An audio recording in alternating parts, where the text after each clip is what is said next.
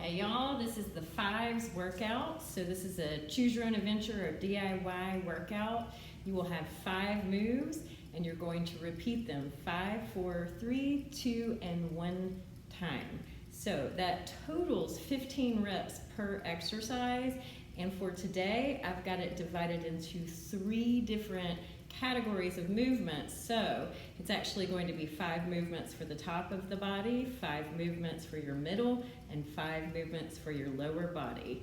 What you will do is follow those 5 moves for the top section 5 times. When you've done those each 5 times, you go back and you do it 4 times each move. And if it says ES on it, or if you have 2 arms or 2 legs involved in the movement and they're not occurring at exactly the same time, then you're going to at least make sure that you do 5 on one side and then 5 on the other side. When you get down to round 2, so when you get through the 5s, the 4s, the 3s, feel free to take a break, have a little sip of water, get your breath back, and then you're going to go back and finish the 2s and the 1s.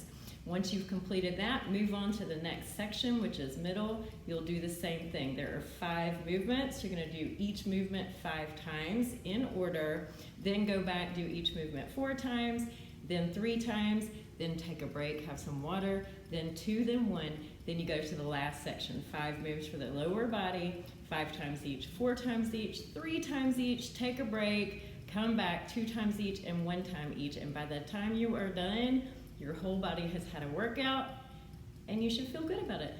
High five. Movement 1 for the upper body is a wall push-up. So I'm going to come over here to the wall and demonstrate. Make sure that your hands are not higher than your shoulders and that your shoulders aren't shrugging. You want to keep shoulders down, elbows fairly wide, armpit can feel the breeze. Fingertips on the wall, pull the ribs and the belly in, and this is 1 rep, 2, and you get the idea. You'll do that 5 times, move on to the next movement. The next movement is going to be baseball, which means you're acting like you're pitching a baseball. I'm going to do both of them at the same time, totally legal. If you don't like that, do them independently, but 5 times each side, and that looks like 1, 2, 3, 4, 5. All right, the next movement is softball, so it's the opposite direction. So underhanded, again, you could do 5 on this side, 5 on this side, or both of them at the same time.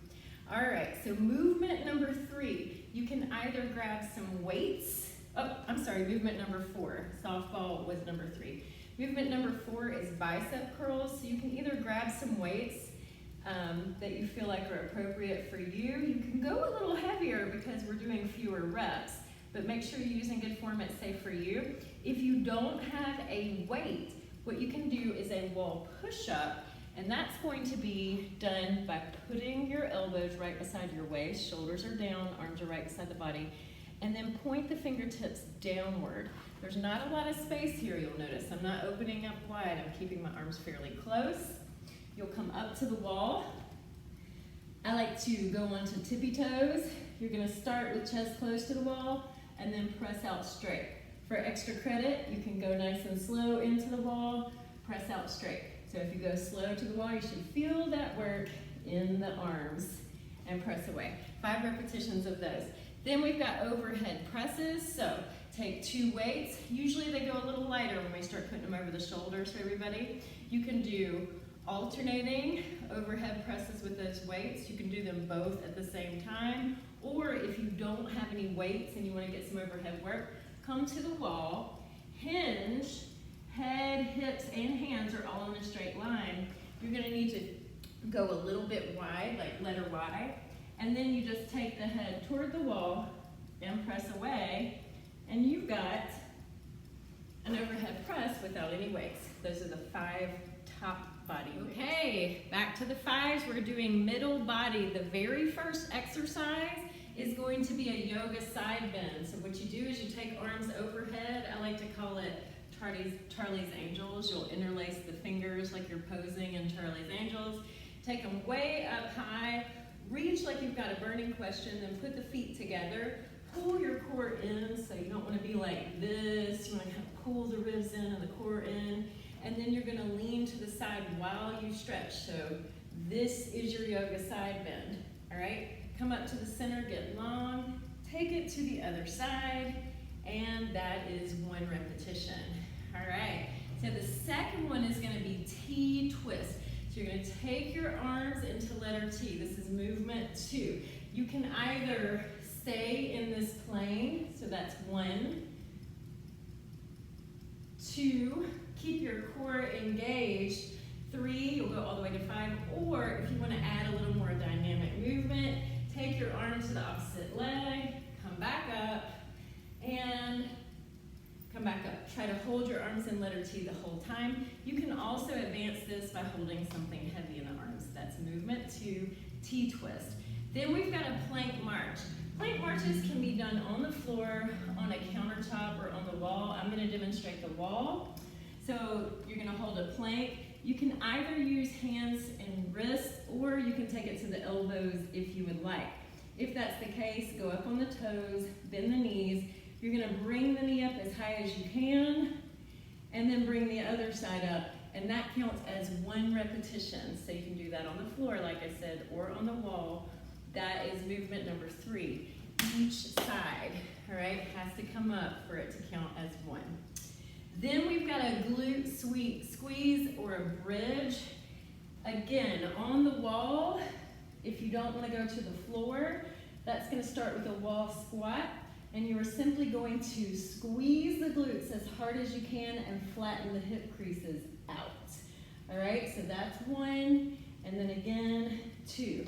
Or you can do it on the floor, which is when you'll bring your foot about this close to the rear end, you're lying flat on the back, and then you thrust the hips forward. Both feet will be in that position. Lift your hips up off the ground and make sure you squeeze the glutes. All right, so our last movement will require being seated. You can do that on the floor or a chair, that's fine. If you're in a chair, come all the way to the front, cross your arms, brace your core, and rock behind the tailbone. From there, use your imaginary back pockets and roll from the bottom of those pockets to the top, and then back to your starting point. You'll always stay behind the sitting bones. This is your lean back. If it feels difficult, congratulations, you're doing it well. All right, so 5 of those, then 4, then 3. Set 3, the bottom movements for the 5s. And what we're gonna do is start with heel raises. Typically I do these 3 different directions. Today will be more straightforward.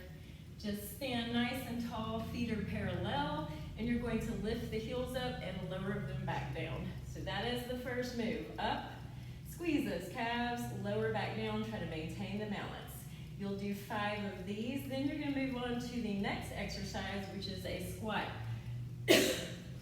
Bilateral, nothing fancy, legs are nice and wide. Make sure your toes can wiggle so you're not hurting your kneecaps. And you're gonna do 1, that's 1 rep. Go all the way to 5. There's the movement. All right, exercise number 3 is an escalator lunge. And just to clarify, you got 2 legs, so that means you're gonna do 5 with one side, then 5 with the other side.